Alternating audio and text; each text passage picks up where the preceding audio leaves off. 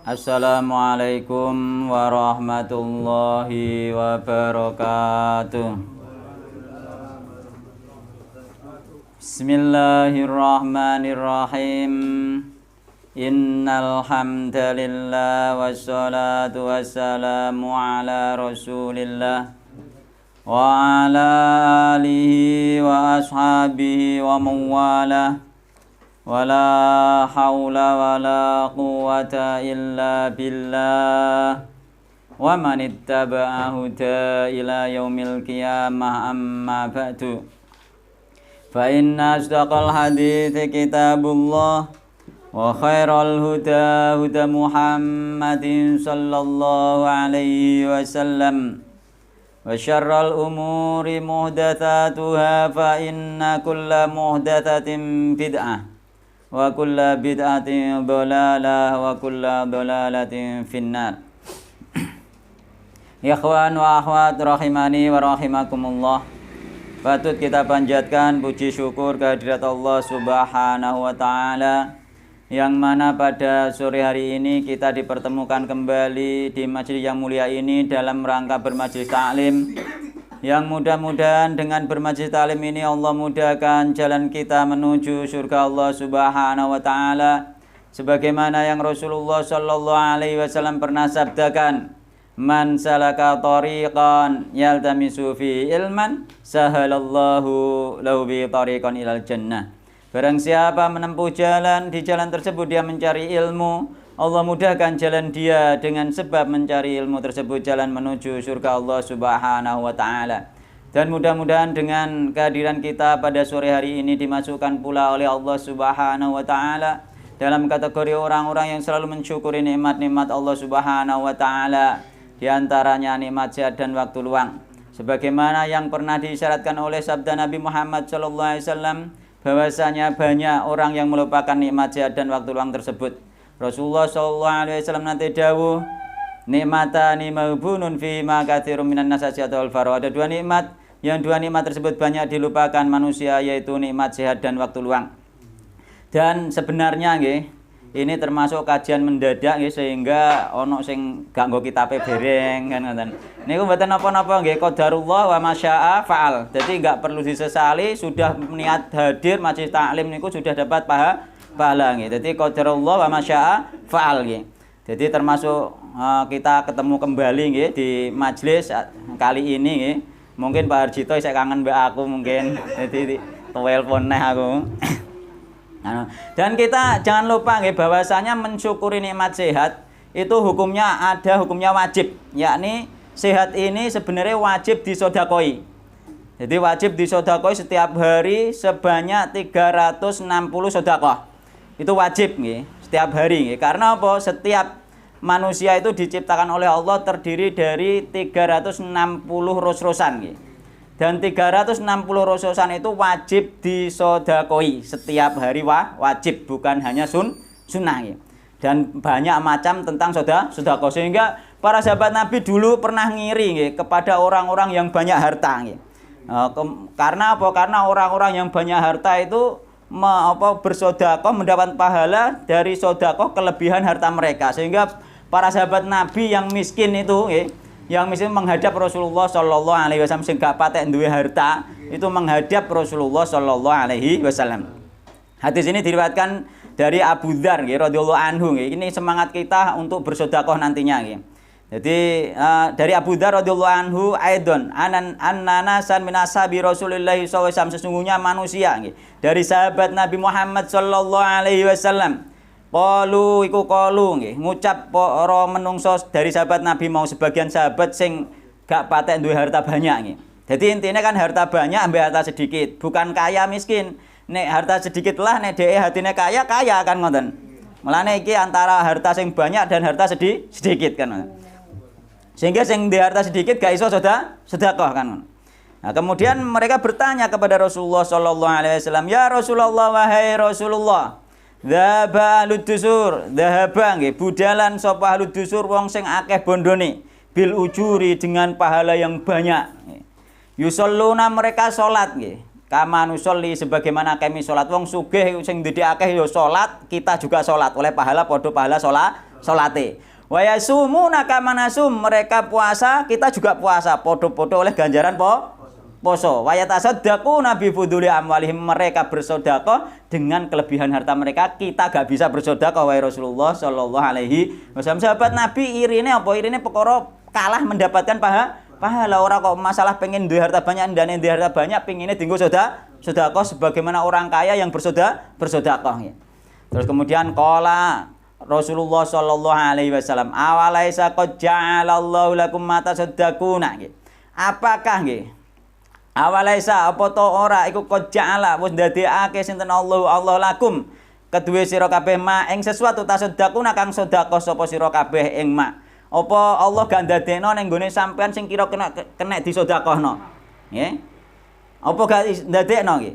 Inna bikulli tasbihatin sedekah nggih. Yaiku rupane inna bikulli tasbihatin sedekah nggih. Setiap tasbih itu adalah sedekah. Dadi wong miskin lah ketika baca tasbih itu dinilai oleh Allah senilai satu kali sedekah. Satu kali tasbih, satu kali sedekah nggih. Wa kulli takbiratin sedekah, satu kali takbir dihitung sedekah karo Allah Subhanahu wa taala. Aja ngiri sing duwite akeh. Nek kira-kira ora iso sedekah duit, isone mung saithik duit misale banyak-banyak berzikir kepada Allah Subhanahu wa taala, banyak-banyak amal soleh wis dihitung Allah sebagai sedekah. Wa amrin bi ma'rufin sedekah. Nggih. Amar ma'ruf juga sedekah. Termasuk taklim ngene iki aku sedekahku tambah iki. Perkara ora jadwale dikongkon mlebu kan ngoten nggih. Nggih, iku sedekah nggih. Dadi setiap kata-kata itu juga sedekah, kata-kata yang baik kan. Wa amrin bima'rufin sedekah wa nahyin an mungkarin sedekah nggih. Mencegah kemungkaran juga sedekah, yakni nuturi wong. Nuturi kancane tapi ya kudu bil ma'ruf dengan yang baik sehingga wong sing dituturi mboten tersinggung. Harus kita itu harus bisa membaca wonge modele piye isite gak tersinggung. Menghadapi wong sak ngisore, menghadapi sepadane, menghadapi wong sak ndhuwure sehingga kita bisa nahi mungkar juga ning wong sak ndhuwure carane dengan cara yang ma'ruf piye site wonge gak tersinggung mungkin dengan pertanyaan nggih. Mungkin kula salah terus akhirnya Pak Hardito bertanya dengan suatu pertanyaan. Akhirnya kula sadar ternyata keliru kan. Itu juga jenenge nahi mungkar, mencegah kesalahane ustaz tapi dengan cara bertanya sehingga tidak apa jenenge niku. Gak apa niku. Yo tersinggung. Nggih, sehingga iku jenenge apa nahi mungkar dengan ma'ruf dengan kebaikan. Memang harus seperti itu, harus tahu adab nih. Menghadapi koncone dhewe juga seperti itu, enggak langsung ditegur, langsung ndak. Pasti ada basa-basinya. Nah, sehingga orang itu enggak merasa tersinggung. Itu juga penting nih. Terus kemudian apa wa fi but ya hadikum sedekah. Dan juga di dalam kemaluanmu ada sedekah. Kemaluan bahkan kemaluan nggih. Qalu ya Rasulullah wa Rasulullah ayati ahaduna syahwata wa yakunu lahu ajrun lahu fiha ajrun. Wahai Rasulullah, apakah kita nggih salah seorang di antara kita itu mendatangi syahwatnya, ya ini bersenang-senang, istimna, bersenang-senang, baik iku ngumpuli bojone apa bercumbu dan lain sebagainya, apakah ada pahalanya? Qala matur sinten Nabi Muhammad, ara'aitum nggih. Law wada'aha fi haramin akana alaihi ajrun ara'aitum nggih. Apa ta weruh sira law wada'aha lamun apa iku syahwat mau diletakno fi haramin ning ngene haram akan alaihi ajrun, apakah syahwat tadi nggih ada dosanya? Apakah misalnya sampean bersenang-senang bercumbu dengan orang lain yakni bukan istrinya, apakah berdosa? Berdosa. Ketika berdosa berarti ketika bercumbu kepada sesuatu yang halal berarti mendapatkan pahala nggih. Semakin kita melakukan dosa ketika kepada orang lain dosanya semakin besar, misalkan berzina dengan orang lain dosanya akan besar, maka kita kumpul dengan bojo kita nggih, istri kita di rumah, itu juga bersenggama itu pahalanya juga besar, pahalanya gede Pak. Oh gak cilik iku pahalane. Mulane saiki musim nganten iki yo memang wong Joko iku kudune nek wis oleh jodoh nang dadi nganten. Muga iku pahala sing gede, ladang pahala nanti kerjasama apa untuk mendapatkan ridho Allah Subhanahu wa taala. Ora kerjasama ekonomi, nek wis nikah kerjasama ekonomi piye sithik sugih bareng-bareng mboten. Piye sithik perek ning ngene Allah Subhanahu wa taala. Akhire loro karone mergawe kabeh, sibuk kabeh, anak gak kopen nek kira-kira kerjasama ekonomi kan. Kerjasama dalam rangka mendekatkan diri kepada Allah Subhanahu wa taala. Mengko dengan kita bersenggama dengan istri nggih, bercumbu dengan istri iku pahalane gede nggih. sebanding dengan ketika kita berdosa dengan orang lain, dosanya juga gede. Mulane bersama dengan istri pahalanya gede, sebagaimana kita berzina dengan orang lain, dosanya juga gede kan, itu dosa besar kan, seperti itu. Dan ini bukan kemaluan saja, nggih, tanganem bonggo sesuatu kebaikan juga pahala, bonggo sesuatu kejelekan juga dosa. Semua anggota tubuh mengalami hal yang seperti itu, dan itu semuanya dinilai sedekah oleh Allah Subhanahu wa taala nggih. Mulane fakadzalika idza wada fil halali kana lahu ajrun. Sehingga kita harus bersedekah sebagaimana sedekah 360 iku nggih, iku penting nggih. Itu nanti apa iku nilainya besar sekali nggih. Ketika kita tidak bersedekah kita berdosa karena itu wajib nggih. Mulane ning gone hadis liyane An Abi Hurairah radhiyallahu anhu qala Rasulullah sallallahu alaihi wasallam kullu sulama minan nasi alaihi sedekah. Setiap persendian dari manusia itu ada sedekah. Alaihi bermakna wajib. Jadi wajib nggih. Mulane kullu yaumin tatnu fi syamsu ta'dilu bainasnaini sedekah. Setiap pagi nggih ketika matahari mulai terbit nggih, kita mendamaikan dua orang yang berselisih misalkan nggih. Maka itu pun sudah sedekah. Wa tu'inur rajula fi dabbatihi nggih, dan menolongnya seorang laki-laki untuk naik ke kendaraannya, fatahmilu 'alaiha au tarfa'ulahu 'alaiha mata'ahu sedekah, atau juga membawakan barang dagangannya atau barang bawaannya nggih diunggahno diangkatno carane pasar goluk jenenge iku juga sedekah. Mulane ning kene goluk iku satu kali goluk sebanding satu sedekah, sebanding satu tasbih, sebanding satu tahlil.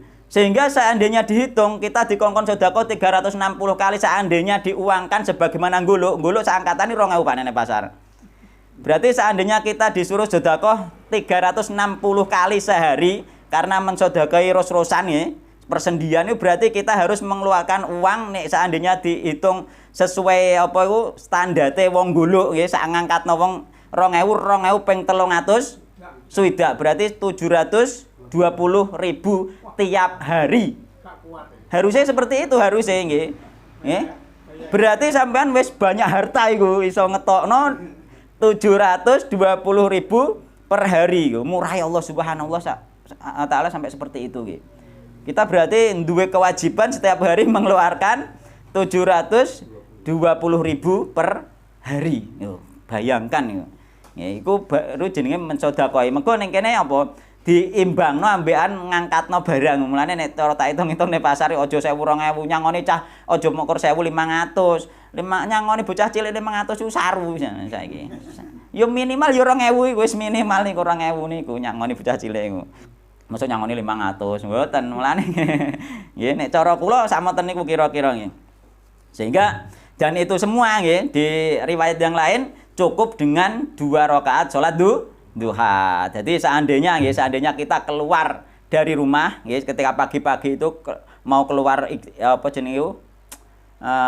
beraktivitas nggih, kok belum waktu duha, maka diusahakan kita misalkan baca tasbih atau tahlil atau dan lainnya nggih, itu sebanyak 360 kali, dan itu insyaallah sebagai sedekah tatfaul bala untuk persendian kita, dan juga sebagai kita disuruh Allah mensyukuri nikmat sehat dari Allah Subhanahu wa taala. Jadi sebelum keluar usahakan baca zikir sebanyak 360 kali. Mergo nek kira-kira metune esuk saurunge duha. Nek kira-kira wis bar duha lagi metu salat duha dulu baru keluar. Itu sudah mencukupi kita mensyukuri nikmat sehat hari itu, dan juga sebagai tatfaul bala nggih. Tatfaul bala nolak bala, mergo sedekah itu tatfaul bala, sehingga insya Allah persendian kita selalu dijaga oleh Allah Subhanahu wa taala. Seperti itu nggih. Berarti kalau mengeluarkan sedekah tadi wajib karena itu 360 wajib itu. Berarti seolah-olah ya. Nggih. Salat duha itu kan ya seperti kayak wajib kan. Nah, salat duha itu oleh para ulama dikatakan ini termasuk dalil boleh rutin istiqomahnya tidak berhentinya salat duha. Itu boleh. Dan minimal salat duha 2 rakaat. Maksimal tidak ada dihitung, meskipun ada ulama yang mengatakan 8 tapi tidak ada hitungannya maksimal gitu. Terserah sampean kan. Tapi minimal 2 rakaat. Ngoten Pak nggih. Terus berarti kan kita hendaknya untuk mengeluarkan sedekah daripada mengeluarkan uang 700 itu 40.000. Nggih. Dan kita melaksanakan sholat duha 2 rakaat kan cukup. Oh, seandainya sampean sholat dua rakaat dikasih uang 720.000 jerantal Pak, serasi do mergawe Pak. Utawa sampean setiap maca tasbih subhanallah gregel 2000, subhanallah geger 2000. Sampean wis ra ndi-ndi Pak. Duh, ibaratnya seperti itu cuma karena tidak terlihat. Nggih, karena tidak terlihat. Asline sakmono. Mulane ketika sampean ngene iki mang budal, misalnya mbek budal baca tasbih, iku tok kene wis entuk pira. Di samping nek sampean apa jangkai semakin jauh juga dihitung sedekah itu dapat berapa saja itu. Makanya seandainya ketok angger subhanallah metu 2000 sampean wis ra leren Pak maca subhanallah maca tahlil kan ngoten. Salat duha sregep Pak kan ngoten. Gitu. Tunggale apa itu ibadah yang lain yang apa kadang apa itu di situ disebutkan fadilahnya lebih baik daripada dunia seisinya seperti itu kita gak leren-leren nih seperti itu gitu. Itu karena apa itu nanti apa masalah yang keimanan nih. Jadi semakin orang beriman maka semakin dia rugi untuk meninggalkan zikrullah nih. Semakin tambah beriman, semakin kita zikrullah semakin tambah iman seperti itu. Mulanya sehingga manusia itu seharusnya semakin hari semakin umur itu ya semakin hari imannya tambah karena amalannya tambah seperti itu. Jangan sampai berkurang rugi, minimal itu tetep itu wis termasuk rugi mugo gak nambah. Harusnya nambah sehingga nanti kita menjelang wafat kita dipertemukan kepada Allah Subhanahu wa taala kita sudah apa itu termasuk mendapatkan amal yang banyak yang dilipat gandakan oleh Allah Subhanahu wa taala. Muga amalan wis dilakoni dilipat gandakan banyak oleh Allah Subhanahu wa taala. Adapun nek urung dilakoni maka mendapatkan pahala satu nek diniati. Mulane sampean nek iso diniati nek roh wong sugih iku kok andum-andum duit aku cara ndedek akeh ngono ya andum-andum kaya wong kuwi. Sampean diniatan ngono wis dicatet kebaikan satu kebaikan. Tapi kok sampean lakoni dicatet 10 kebaikan bisa sampai 700 bahkan bisa 1000 kebaikan terserah Allah Subhanahu wa taala. Mulane niat itu penting, Pak. Niat apik itu penting. Niat apik dadi dicatat amal pahala oleh Allah Subhanahu wa taala. Sampun kita lanjutkan bulghul maram nggih.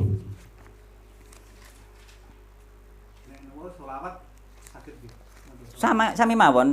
Intinya itu di riwayat-riwayat ketika dibaca banyak riwayat itu intinya semua kebaikan nggih, semua syariat yang untuk berzikir kepada Allah itu dihitung sedekah oleh Allah Subhanahu wa taala termasuk baca sholawatnya. Semua wal kalimatut thayyibatu nggih.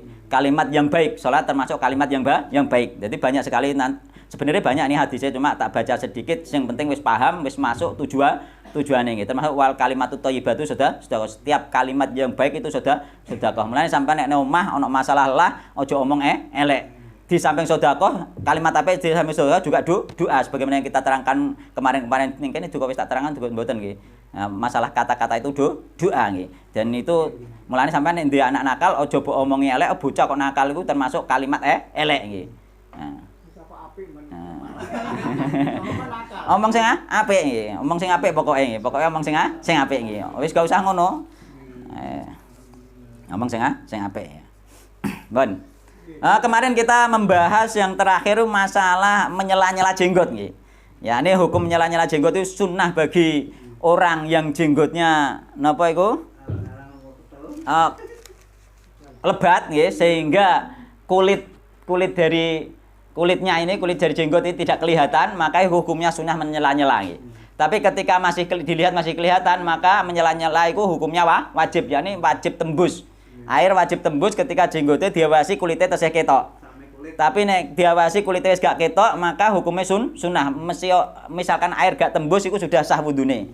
Karena itu dimasukkan anggota yang dalam sebagaimana wajah itu diantaranya kan jenggot ini juga termasuk apa mulut itu juga wajah sehingga mulut bagian dalam hukumnya sunnah sehingga kumur-kumur sunnah termasuk hidung itu juga bagian dalam nggih bagian dalam hidung nggih iku hukumnya sunnah istinsar iku hukumnya sunnah nyedot banyu ning irung Pak niku hukumnya sunnah karena apa ini bagian dalam sehingga jenggot apa kulit nek ketutupan jenggot sampai tidak terlihat dimasukkan juga bagian dalam sehingga gak wajib kena banyu tapi sunnah ketika dikena banyu di usek-usek karo banyu yakni di sela-sela maka mendapat pahala tersendiri seperti itu. Itu kemarin.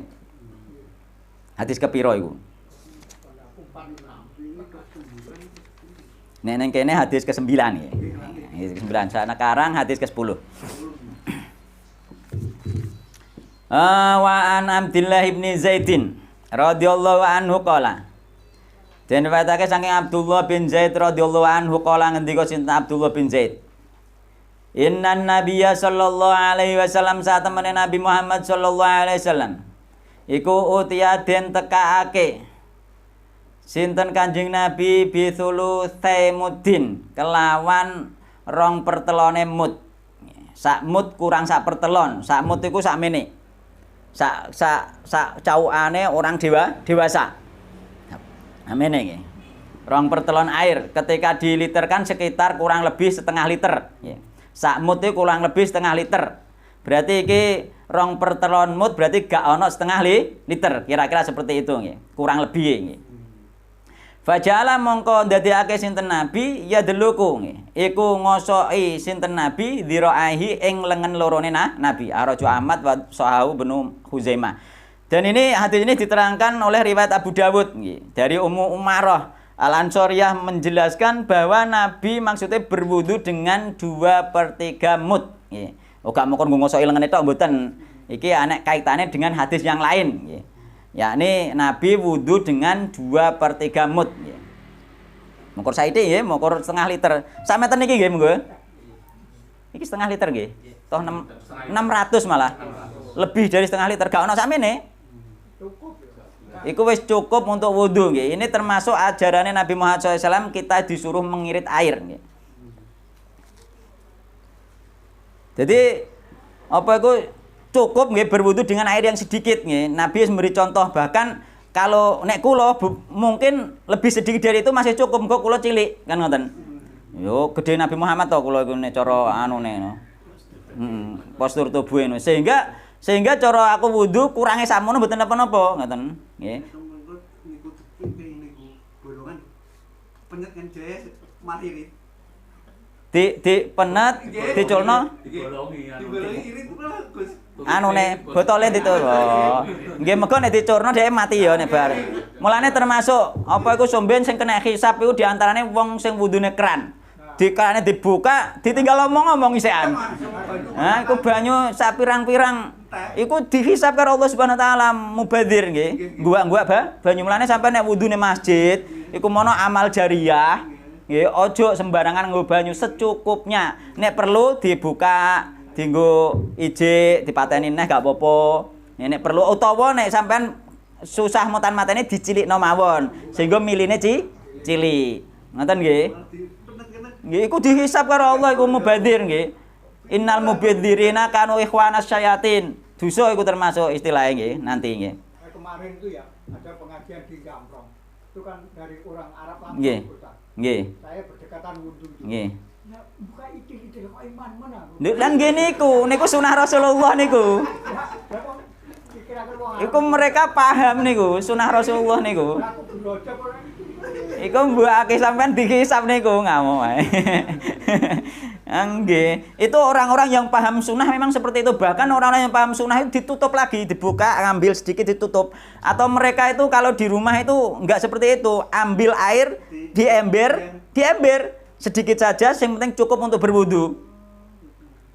Sehingga itu termasuk hisabnya nanti lebih ringan, gitu. Lebih ringan. Jadi nek sampean pengen praktekno nek omah cukup ember sing kira-kira sak liter wis lebih dari itu, setengah liter wis cukup kan. Kurang dari setengah liter pun boleh kan ngoten. Maka itu penting sekali ya harus disampaikan kemana-mana sehingga nanti masjid itu kadang-kadang nek wong akeh kehabisan air lha wong dibuaki kok banyune.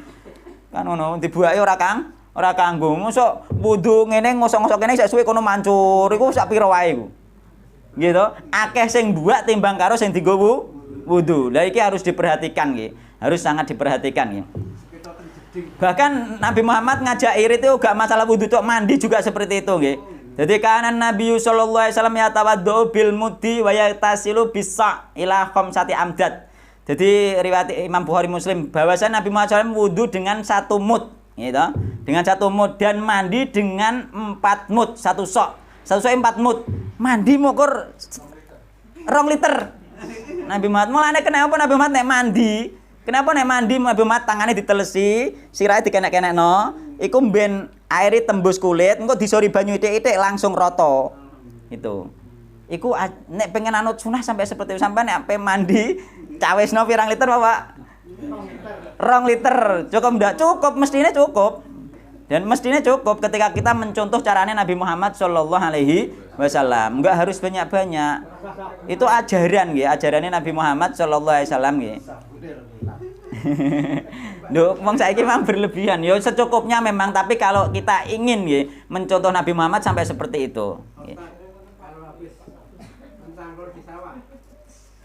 Ya secukupnya saja, yang penting mboten boros-boros. Ngoten nggih. Kan mungkin beda keadaane nggih. Dadi sehingga lebih kotor sekali. Kan secukupnya. Untuk menghilangkan kotoran secukupnya. Itu untuk orang yang tubuhnya masih bersih kan mudah saja. Tapi orang sing kotor ya beda lagi. Namanya bukan boros nanti karena apa sesuai kebutuhan. Nanti bisa mengira-ngira sendiri nggih. Bisa mengira-ngira sendiri. Itu batas keiritan yang diajarkan oleh Nabi Muhammad sallallahu alaihi wasallam nggih. Sampai Nabi 4 mut atau bahkan sampai 5 mut, hanya segitu saja nggih. 5 mut mokor 5 mene nggo adus. Kan seperti itu. Mriki hampir kungkum ning kali sik. Masjidil Haram, Masjid Nabawi ku kerane niku alit. Nggih, cerit ngono lho, ndak kok kowe niku. Neng kene wah boros banget iku nggih. Iku perlu diingatkan memang, tapi yo kita sedikit demi sedikit paling tidak orang yang sudah tahu nanti bisa ngirit nggih. Orang yang sudah tahu bisa ngirit misalnya nek masjid nggih dan lain sebagainya. Kecuali nek tangane ono dadake ono yo iku mang sesuai kebutuhan kan tetep anu. Kebutuhannya sampai hilang kotoran kan nek ono kotorane. Ini maksudnya bagi orang yang sudah bersih wis siap untuk berwudu kan ngoten. Kira-kira sak monten niku kan ngoten.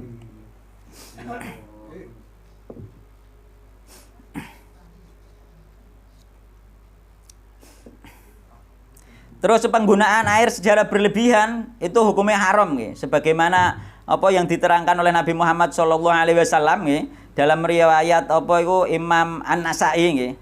Bahwa apa iku jaa Arabiyun ila Nabi sallallahu alaihi wasallam nggih. Seorang Arabi datang kepada Rasulullah yakni wong desa. Sing boros biasanya wong desa nggih. Nek wong kota iki wis biasane rada irit kan. Nggih.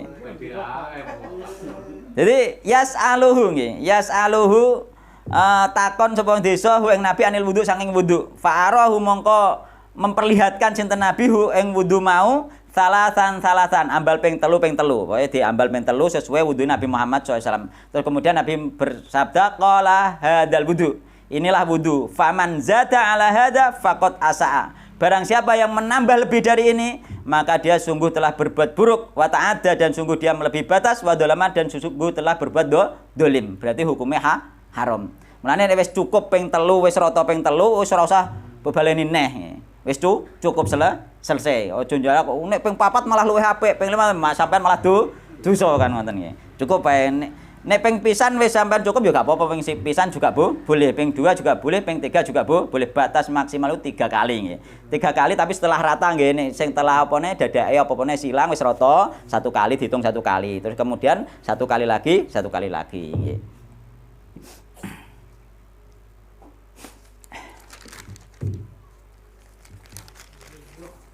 Terus kemudian di sini karena Nabi menggosok lengane, maka ini disunahkan nggih menggosok anggota wudu nggih. Karena itu bagian dari kesempurnaan wudu, digosok-gosok ning gebyur ambek digosok tangan. Itu termasuk sunnah, hukumnya mboten wajib nggih. Namun ulama memang berbeda pendapat nggih. Ada yang menghukumi wajib nggih. Jadi nggosok tangan itu ana sing ngukumi wajib nggih, padahal mboten wajib. Sunnah nggih.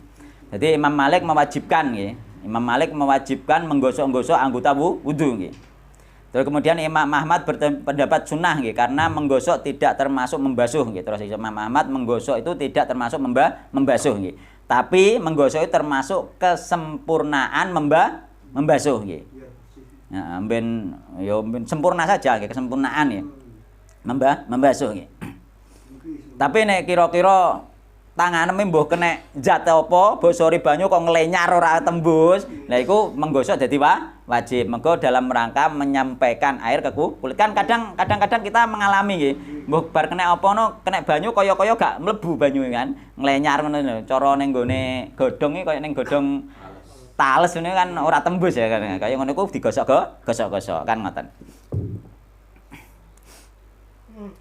Jadi meskipun ulama berbeda pendapat, tapi nek sekiranya tanpa digosok, sampean misalnya tangannya nok kotorane tanpa digosok gak tembus, tetap wajib digosok. Nah, kemudian hadis yang ke-11 sih. Ini kemarin sudah kita baca nggih. Wa anhu annahu ra'an nabiyya sallallahu alaihi wasallam yakhudhu li udunaihi ma'an ghairal ma'i alladhi akhadahu li ra'sihi. Jadi diriwayatkan saking Abdullah bin Zaid nggih. yakni riwayat Imam Baihaqi bahasanya Abdullah bin Zaid ya annahu satamani Abdullah bin Zaid iku ro'a ningali sinten Abdullah bin Zaid an nabiyya sallallahu saat tangan Nabi Muhammad sallallahu iku yakhudu ngalap sinten Nabi Muhammad sallallahu li udunehi maring kuping loro Nabi maneng air ghairal ma'i selain air alladzi kang akhadha kang ngalap sinten Nabi hung ing air mau lirosi kanggo sirena Nabi. Jadi Nabi mengusap telinga dengan air bukan air yang dipakai untuk mengusap kepala, berarti ngambil air lagi. Dan hadis ini memang sahih nggih.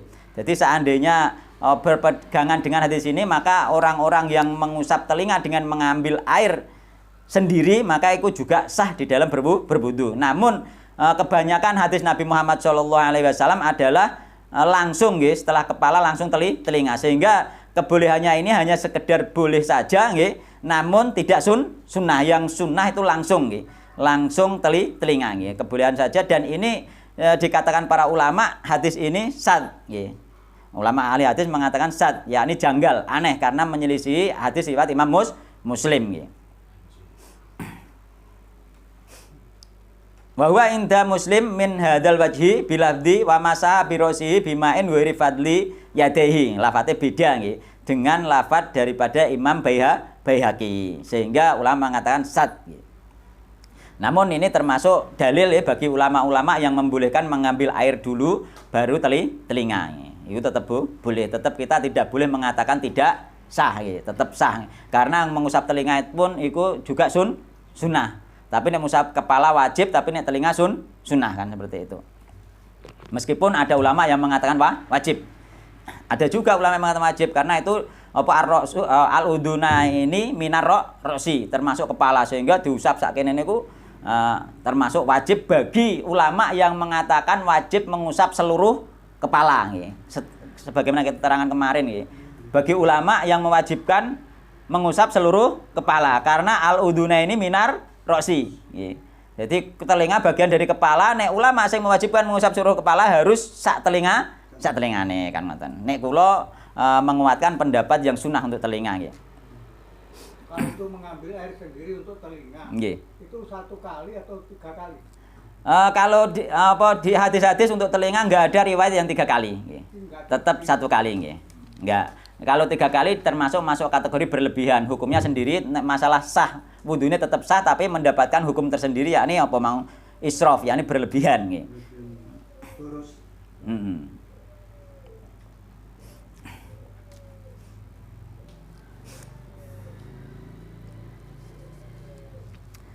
terus kemudian sekarang hadis nomor 12. Ini kemarin sudah hadis 11 ini sudah kita terangkan panjang lebar kemarin ya. Wa Nabi Hurairah radhiyallahu anhu qala sami'tu Rasulullah sallallahu alaihi wasallam yaqul. Nabi Hurairah den newatake sange Abu Hurairah, kala ngendika sinten Abu Hurairah. Sami itu ngendika sinten Rasulullah sallallahu alaihi wasallam. Yaqulu hale ngendika sinten Nabi. Inna ummati sak temene umat ingsun. Iku yatuna bakal teka sapa umat ingsun yaumal kiamat ing dalam dina kiamat gurun hale dalam keadaan wong kang mencorong raine. Muhajjalina tur mencorong tangan lan sikile. Gurun itu asline ning nggone bahasa Arab itu dulu diperuntukkan untuk kuda sing ning nggone kene niku ana bulu putih. Kan seperti itu ya, gurun. Sehingga sampeyan wajah wong itu putih, mencorong. Terus muhajjalin itu juga itu digunakan untuk kuda yang kaki-kakinya berwarna putih. Sehingga nanti orang-orang umat Nabi Muhammad itu ada yang raine mencorong, kakinya berwarna putih mencorong juga. Min atharil wudu, saking bekase wudu. Jadi mencorong mau disebabkan bekas wudu. Sehingga para ulama juga mengatakan semua bekas wudu nanti mencorong kan seperti itu. Meskipun yang disebutkan di sini adalah wajah dan tangan dan kaki. namun mencakup nanti keseluruhan karena min asaril wudu. Karena sebabnya mencorong min asaril wudu, sebab bekase wudu. Terus kemudian faman istato afaman mongko utahe sapane wong iku istato alamun kuwasa sapa man mampu sapa man mingkum saking sira kabeh ayutila ing yen to ndawakake sapa man gurra tahu ing basuhane man fal yafal mongko becik nglakoni sapa man muttafaqun alaih wal lafdu li muslim. Nah, ini termasuk apa iku bolehnya kita melebihkan anggota wudu nggih. Yakni apa iku tangan nggih sampai melebihi siku nggih. Aja ngepres nemen-nemen engko sikute ndak katut nggih. Melebihi siku. Tapi aja terus sampai kok ngene mboten. Iku namanya berlebihan juga karena enggak ada riwayat ya meskipun di sini bolehkan dan ini hadis ini diperselisihkan oleh para ulama yang lafate famanistato aminkum ayyutila gurratahu falyaf'al nggih. Maka barang siapa yang mampu untuk melebarkan nggih utawa memanjangkan basuhannya maka kerjakanlah. Ini ulama ahli hadis berbeda pendapat berselisih apakah itu perkataan Nabi atau perkataan Abu Hurairah. Meskipun begitu, menurut kula tetap sah dilebihkan karena apa? Perkataan Abu Hurairah itu adalah perkataan sahabat Nabi Muhammad SAW yang menafsiri hadisnya Nabi Muhammad Shallallahu Alaihi Wasallam dan itu tidak pernah ada riwayat para sahabat yang lain menentang pemahamannya Abu Hurairah. Berarti masih tetap boleh meskipun diperselisihkan tentang apakah itu perkataan Nabi atau perkataan Abu Hurairah, maka tetap dibolehkan. Nggih, sami itu Rasulullah SAW yakul. Dia benar-benar mendengar dari Nabi Muhammad Shallallahu Alaihi Wasallam. Namun sing dipersikan masalah sing iki Pak famanistatoa. Iki lho sing dipersikan para ulama. Iki lafat famanistatoa minkum ayyutila gurratahu falyaf'al. Itu yang diperselisihkan. Barang siapa yang mampu untuk memanjangkan nggih basuhan dari wudunya maka kerjakanlah kan ngoten. Jadi ini menunjukkan keutamaan wudu. Ya ini apa wong nek wudu mang mencorong sing tak singgung bola-balik nek ngusap sirahe kok saiki mencoronge saiki kan ngoten eman kan ngoten. Ya, meskipun boleh karena nanti ada hadis tentang apa Nabi mengusap ubun-ubun itu. Hanya kebolehan saja nggih. Dan ini termasuk keistimewaan umat Muhammad Sallallahu Alaihi Wasallam. Umat-umat yang lain tidak ada nggih syariat wudu. Jadi sing ditengeri umat Muhammad sumben mencorong umat umat yang lain tidak. Mereka mempunyai tanda tersendiri. Ya ini tandanya umat Muhammad itu mencorong bekas wudu ini spesial nggih. Spesial umat Nabi Muhammad Shallallahu Alaihi Wasallam. Jadi dan juga ketaatan kepada Allah merupakan sebab adanya kebahagiaan, keselamatan dan kemenangan di hari akhir. Sumben karena kita taat kepada Allah disuruh wudu nggih. Meneh wong-wong sing nglanggengno wudu iku malah iku pahalane nanti lebih banyak ya. Ya, karena setiap amalan dipahalai oleh Allah Subhanahu wa taala, tidak akan dirugikan kita oleh Allah Subhanahu wa taala ya.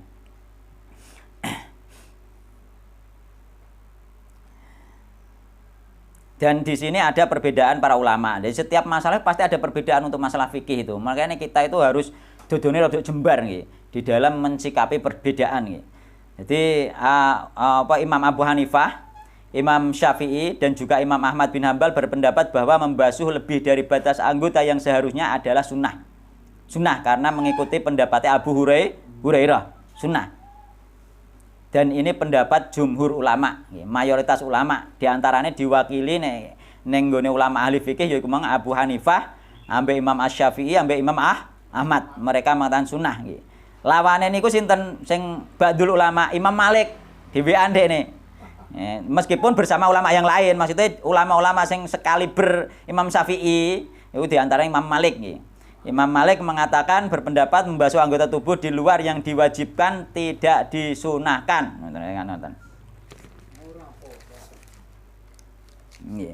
Tidak disunahkan.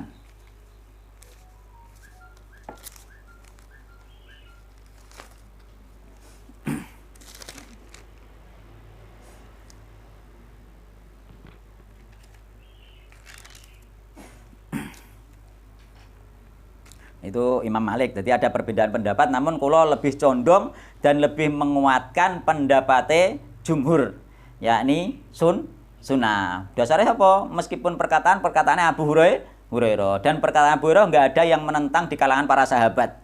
Ini wis gak ono sing menentang seperti ini, pada zamannya gak ono sing menentang. Jadi pada zaman Abu Hurairah gak ada ulama yang menentang, maka itu masuk kategori ijma. Jadi gak ono sing menentang ya wis kan ngoten. Mulane ijma itu banyak sekali sebagaimana yang ditanyakan Pak Harjito. Untuk menerangkan memang sulit. Di antara ijma itu sesuatu yang sudah disepakati gak ono ulama sing berselisih pendapat. Di antaranya misalnya salat 5 waktu wajib, itu termasuk dalile Al-Qur'an, hadis, ijma. Ijma masuk, mengko apa gak ono ulama sing menentang sama sekali kan seperti itu. Dan ini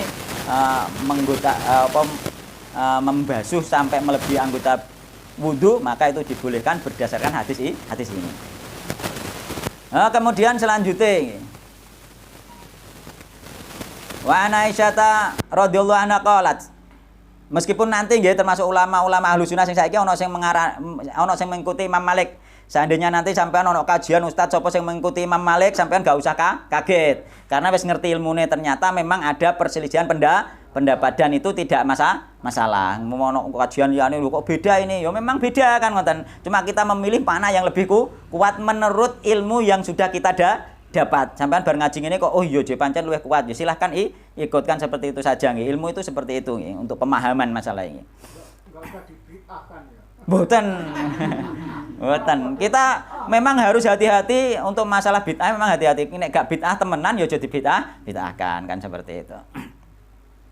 Nek bid'ah temenan ya dibid'ah temenan kan ngoten. Ngoten lho.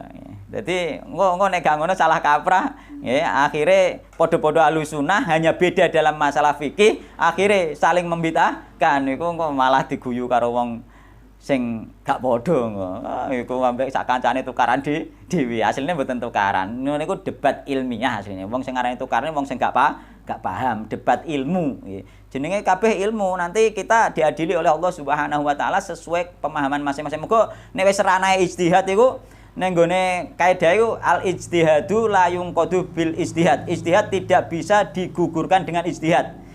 Hanya bisa digugurkan dengan dalil. Nek dalile sharih jelas maka ijtihad gugur. Tapi nek dalile ada kemungkinan, nggih maka gak iso nggugurno ijtihad. Sehingga nanti wong sing berijtihad salahlah oleh ganjaran kan ngono. Nek bener oleh ganjaran loro kan. Ganjaran bener iku mau mbek ganjaran oleh rekoso usaha belajar iku mau oleh ganjaran saking Allah Subhanahu wa taala. Apa iku kepahala deenderse memang diganjar karo Allah Subhanahu wa taala. Mulane kita harus seperti itu nggih. Mesti beda kita merasa bahwa inilah yang paling benar menurutku, tapi ono liyane karena itu ijtihad maka al ijtihadu la yunqadu bil ijtihad. Gak bisa ijtihad itu menggugurkan ijtihad yang lain. Nek dhewe mantepe ijtihad ngono ya sudah selesai nggih. Kita sama-sama punya ijtihad masing-masing kan ngoten. Enggak harus seragam podo kabeh, tapi nek model organisasi biasanya kan diseragamno kan ngoten. Tapi nek model kajian umum seperti ini gak bisa diseragamno. Nggih, Islam sing sifatnya umum itu gak iso diseragamno. Tapi nek model sekolahan misalnya dipahamno diseragamno mungkin bisa. Tapi nek sing ilmu umum yakni syariat secara umum, Islam secara umum itu enggak bisa seragam untuk pemahaman fikih nggih. Sudah dan itu sudah terjadi sejak pada zaman sahabat Nabi Muhammad SAW dan tidak disalahkan oleh Nabi Muhammad SAW.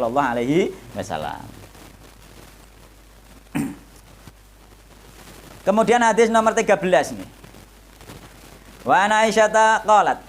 Lan diriwayatake saking Aisyah qalat ngendika sinten Aisyah. Kana ana sinten Rasulullah sallallahu alaihi wasallam iku yujibuhu. Gawakake hu ing nabi, yakni maksude gawakake nabi iku menyukai nggih. Menyukai sesuatu nggih. Yujibuhu. Iku gawakake hu ing nabi apa atayamunu nggih disikake anggota kang tengen nggih. Fi tanaulihi ing dalem nganggo sandal. Wa tarajjulihi lan nganggo suri, jungkasan. Wa tuhurihi lan ing dalem sesuci nggih. Baik itu hadas besar maupun hadas kecil, maka mendahulukan yang kanan itu yang disukai oleh Nabi Muhammad sallallahu alaihi wasallam dan juga fi sya'nihi kullihi lan ing dalem apa iku kabeh keadaane Nabi Muhammad sallallahu alaihi wasallam itu beliau yang baik-baik itu memakai yang kanan dulu, kecuali yang sesuai dalil, yakni apa iku masuk kamar mandi pakai kiri. Nah, terusan keluar masjid pakai kiri. Nah, itu ada syariat tersendiri, tapi secara umum Nabi itu mendahulukan yang kanan untuk sesuatu yang baik-baik.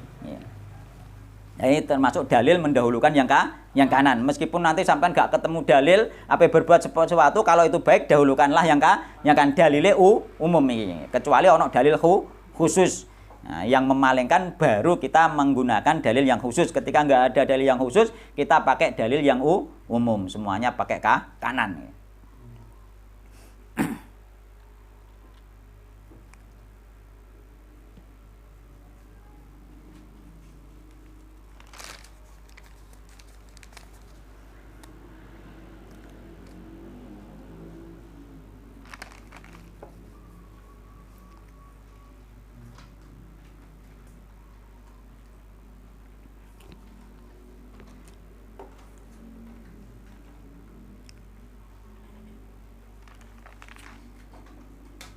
Jadi Imam Nawawi juga mengatakan, ini Imam Nawawi kalau ada catatan, semua ulama sepakat bahwa mendahulukan kanan dalam berwudu adalah sunnah, bukan wajib. Siapa yang meninggalkannya, ia telah kehilangan keutamaan, kehilangan saja, namun wudunya tetap sah. Dadak ana wong wudu kiri dhisik, ya kan ngoten. Tetap sah, tapi dia kehilangan keutamaan, ngoten terus Imam Nawawi nggih. Jadi wudu tetap sah deh, tapi kehilangan keutamaan. Ono wong wudu kiri sing sunah iku kanan dhisik, maka wudunya tetap sah namun kehilangan keutamaan ya. Nggih sah. Sah saja nggih, tapi kehilangan keutamaan. Umumnya pancen ngono, umumnya masyarakat itu kanan kiri. Nggih. Kaki juga kanan kiri umumnya. Tapi sing sunnah kanan dulu 3 kali, baru kiri 3 kali, baru selesai. Bukan kanan kiri kan ngoten. Ya, telinga juga mereka juga kanan kiri juga 3 kali, dan 3 kali untuk telinga tidak ada nas hadisnya gitu. Tidak ada. Sebaiknya ketika kita dulunya masih seperti itu, yo seyogyanya ditinggalkan untuk mendapatkan pahala yang lebih baik dari Allah Subhanahu wa taala.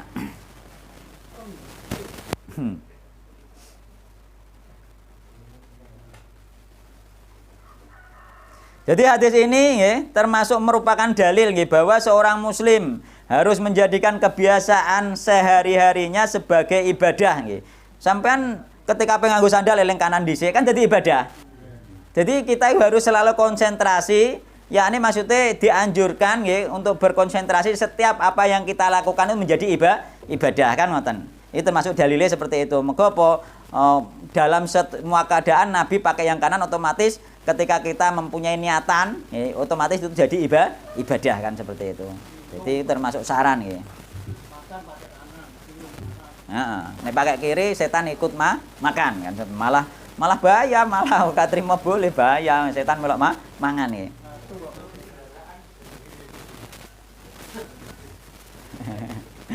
Allah taala.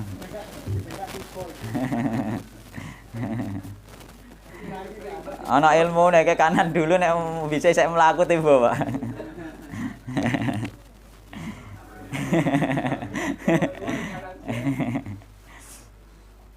Tapi naiknya kanan dulu, Pak. Orang baik kok.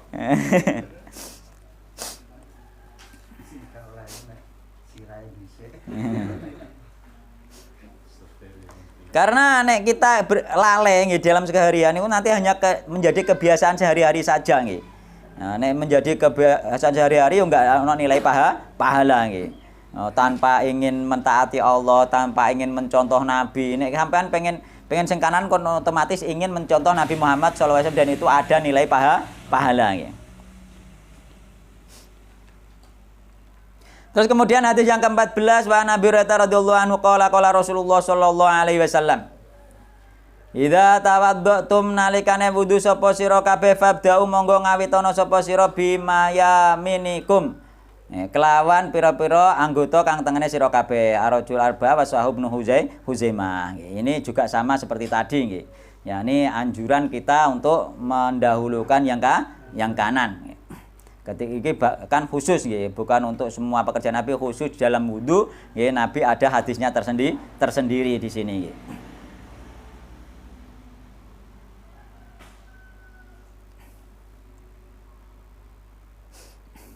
Terus kemudian yang nomor 15, karena nomor 14 itu sama keterangannya hampir sama dengan nomor 13 nggih. Wa anil Mughirah bin Syu'bah anan Nabi sallallahu alaihi wasallam tawaddu'a iku. Anan Nabi sallallahu alaihi wasallam Nabi Muhammad sallallahu alaihi wasallam iku tawaddu'a. Nggih wudu sinten Nabi famasaha mongko ngusap sinten Nabi binasiyatihi ing ya mbun-bunane Nabi nggih. Ya ini mbun-bunane jambul sing ngarep iki kene iki, ngarep. Bagian ujung kepala ngarep kene. Mbun-bunane Nabi wa alal imamati. Jadi Nabi Muhammad wudu kemudian mengusap nggih. Mbun-bunane Nabi. Oh, iki ana hadise nggih.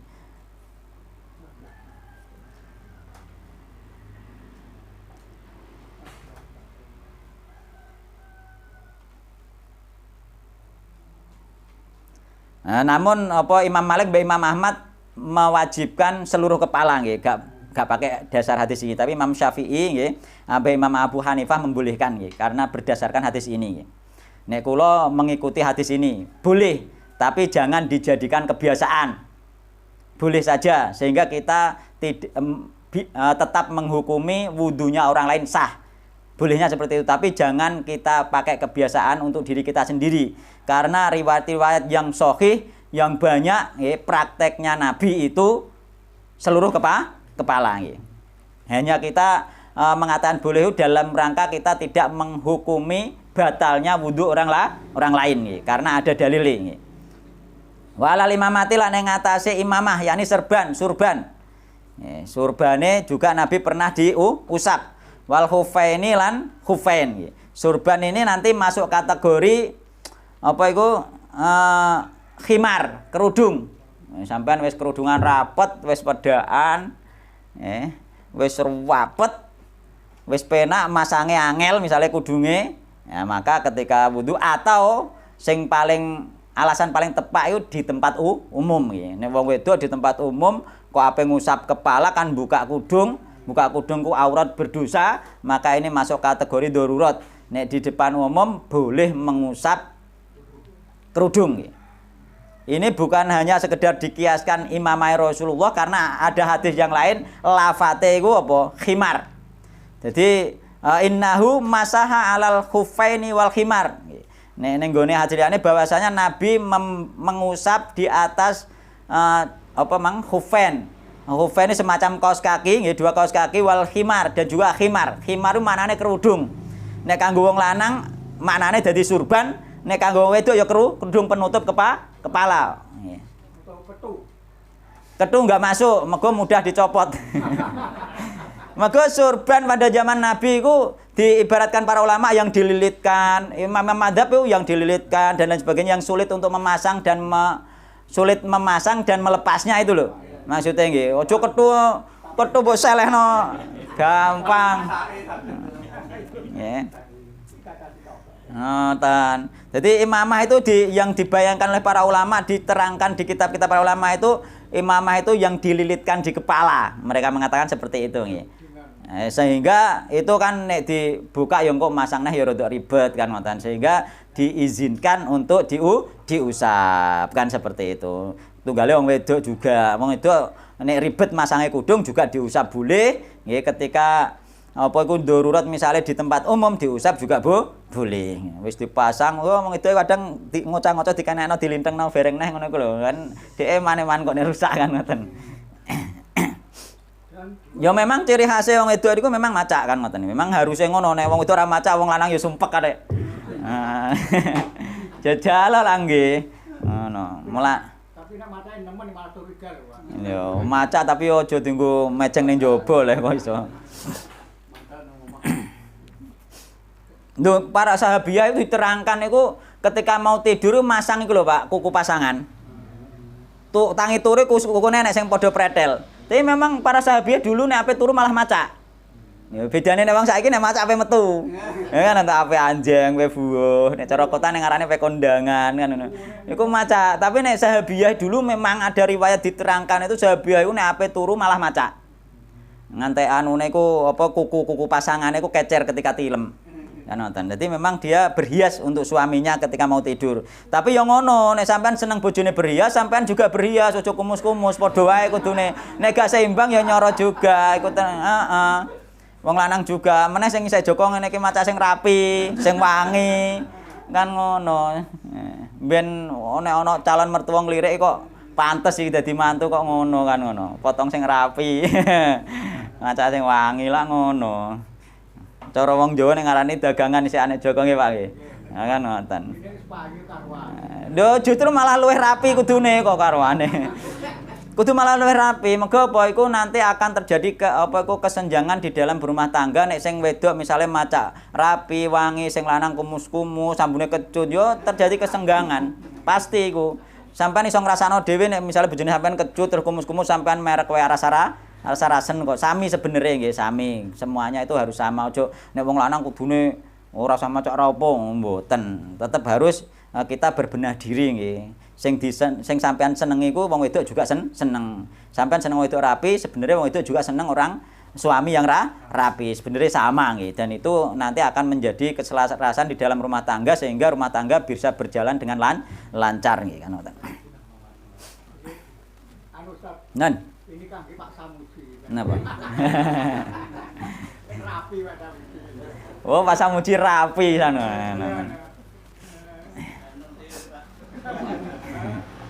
Ibu rapi ya bapak rapi. Hadis sekarang hadis ke nomor 16 nggih.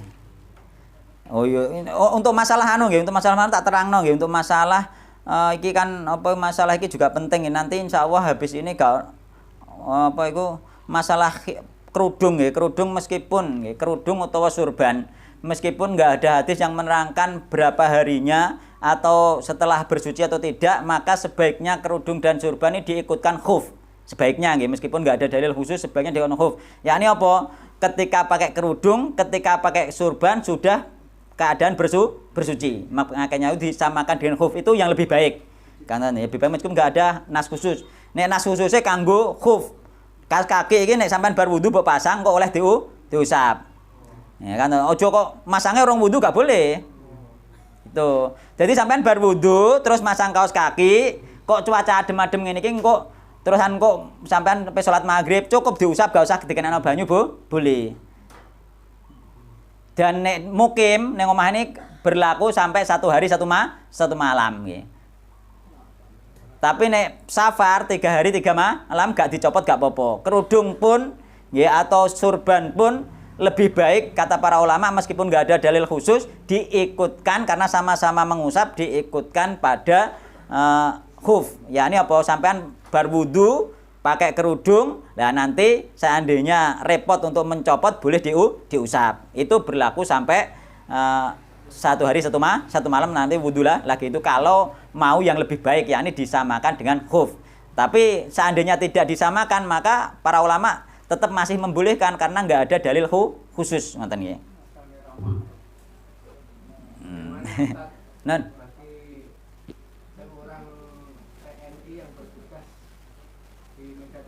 Terus? Sebisa mungkin saisone nggih. Mas tatoktum terus Nabi untuk mengamalkan mas tatoktum semampu kalian nggih. Kalau mampu berwudu normal, kalau nggak mampu bar ngusap rai mblayu, ngusap ranene nggak harus bersambung berurutan karena darurat maka dibolehkan. Bahkan sholat sendiri engko bisa mblayu, tapi nek keadaan perang kumang damai maka bergantian. Ya ini kemungkinan bergantian, tapi nek wis perang berkecamuk maka sak candake cara Jawa gamane sak candake ngoten nggih. Memang seperti itu nggih. Ketika perang itu sak candake, tapi nek ketika perangnya itu bisa diatur maka bergantian. Misalnya ora pas perang berkecamuk sing satu sebagian sholat sebagian berjaga kan seperti itu aturan-aturan difikirkan seperti itu. Namun nek wis berkecamuk maka sak candake kan ngoten. Bon dilanjutno malih nggih. Sekarang hadis nomor 16 nggih. Wan Jabir bin Abdullah fi sifati haji Nabi sallallahu alaihi wasallam qala nggih. Qala Rasulullah sallallahu alaihi wasallam. Ibda'u bima bada Allahu bihi. Ibda'u ngawitono sapa sira kabeh bima kelawan sesuatu bada kang ngawiti sinten Allah Subhanahu bihi kelawan ma. Arajau nasai hakadha bilabdil amri wa huwa inda muslim bilabdil khabar.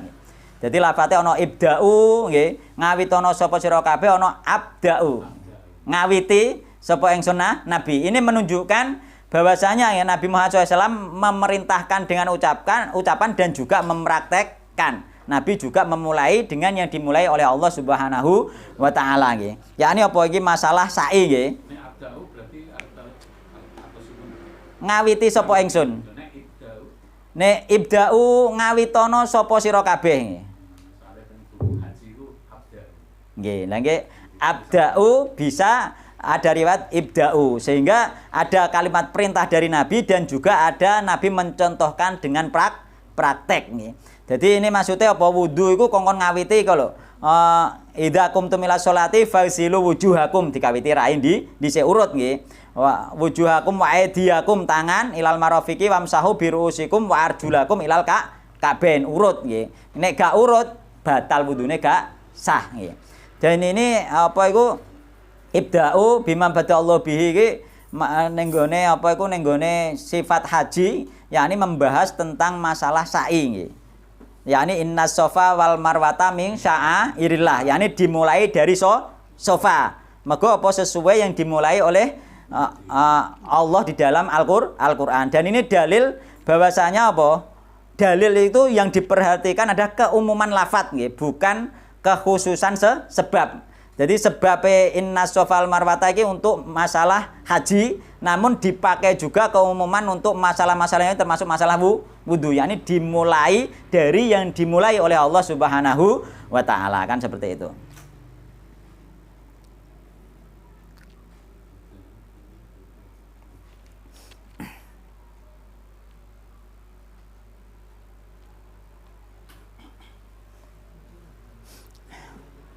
Biasane kadis niki diwaca nek Napa? ajeng teng sofa. Ngoten. Dikon maca sofa. Inna sofa wal marwata min sya'airillah. Abda'u bima bada Allah. Nggih, abda'u bima bada Allah bihi nggih. Jadi abda'u bima bada Allah bihi. Riwayat liyane ibda'u. Sama, ada dua riwayat nggih. Terus kemudian nggih. Hadis ke-17 nggih. Wa anhu radhiyallahu anhu qala, saking Jabir juga nggih. Kana Nabi sallallahu alaihi wasallam idza tawaddoa adarul ma'a ala mirfaqaihi nggih. Karena adalah Nabi Muhammad sallallahu alaihi wasallam iku ida tawaddu'a nalikane wudu sinten Nabi adara mongko nglakokake sinten Nabi alma ing air ala mirfaqaihi tumeka maring sikut lorone Nabi Muhammad sallallahu alaihi wasallam arajau tarukutni bisnadin dhaif meskipun sanatnya dhaif maknane sahih nggih. Dadi nek maknane sahih masih bisa dipakai ya meskipun hadisnya dhaif tapi maknane sahih. Yang penting ngeten iki lho. Kadang-kadang hadisnya dhaif tapi maknane sahih. Maknane sesuai ayat Al-Qur'an nggih. Maknane sesuai ayat Al-Qur'an sehingga dalile iki bukan hadis dhaif ini yakni ayat Al-Qur'an. Ning Al-Qur'an apa wa aidiyakum ilal marafiqi kan ngoten. Dan apa iku membasuh dua tangan kalian sampai siku. Ya, mulane iki Nabi juga menjalankan air sampai siku. Sampai maknane berserta nggih, sak sikute. Uga sampai iki wates kene kan wis sampai siku jenenge. Tapi maksudnya ila iku maknane ma'a beserta sampai sikute kene. Sikute diikutkan. Jadi ila bermakna ma'a. Dan iku dalile ayat Al-Qur'an nggih. Dai wa aidiyakum ilal marafiqi, dalile masuk ning gone wala taqulu amwalikum ila apa iku wala taqulu amwalahum ila amwalikum. Janganlah nggih makan harta mereka anak yatim bersama harta kalian. Mulane ila maknane bersama. Mulane ning kene membasuh tangan bersama sikut. Bukan sampai nek sampai nek kene tok gak apa-apa. Tapi nek bersama sikute harus kenek. Kan ngoten nggih. Sikute harus kenek. Bahkan Nabi Muhammad SAW riwayat Abu Hurairah itu beliau itu apa iku annahu ghusala yadai hatta syara'a fi ududaihi. Bahasa Nabi Muhammad SAW membasuh kedua tangannya sampai nggih bagian atas lengan tangan nggih. Jadi sampai permulaan bagian atas lengan atas. Jadi Nabi membasuh tangan itu sampai apa itu bagian permulaan lengan atas, berarti sampai gini. Permulaan iki lengan bawah, iki lengan atas. Berarti lengan atasnya saithik kene kena. Mulane termasuk diantaranya Abu Hurairah melebihkan mungkin dalil hadis ini. Sampai permulaan lengan atas. Berarti lengan atasnya melok kena. Ngoten nggih? Sampun matur nggih, nek enten pertanyaan monggo. Nggih, setunggal monggo. Nggih. Ustaz, di dalam kesunahan kita kalau mau tidur itu berwudu. Nggih. Nah, prakteknya seringkali kita sudah berwudu, terus sudah mau tidur di tempat tidur, tapi belum tidur, tapi kita sering batal untuk. Nggih. Apa itu perlu diulang lagi wudunya? Kalau ingin mengikuti sunnah ya wudu lagi. Kalau enggak berarti enggak dapat pahala. Ya sudah dapat pahala wudu tadi. Oh, Tetap dapat pahala. gitu ya. Nggih. Kadung anu ngantuk rasa-rasa. Nggih. Yang namanya sunnah kan enggak diulangi juga enggak apa-apa, tapi tetap sudah dapat pahala wudu yang tadi dapat pahala nggih. Wudu lagi malah double pahalanya wudu dua kali. Ngoten nggih. Jadi mboten napa-napa niku. Mboten sak mboten mawon nggih. Semoga kajian ini mbak berkah nggih. Semoga ini menjadi amal jariah bagi kita semua nggih. Ya, karena termasuk kalimah thayyibah nggih. Amar ma'ruf nahi mungkar nggih. Wallahu taala alam. Subhanakallahumma bihamdik asyhadu an la ilaha illa anta astaghfiruka wa atubu ilaik. Wassalamualaikum warahmatullahi wabarakatuh.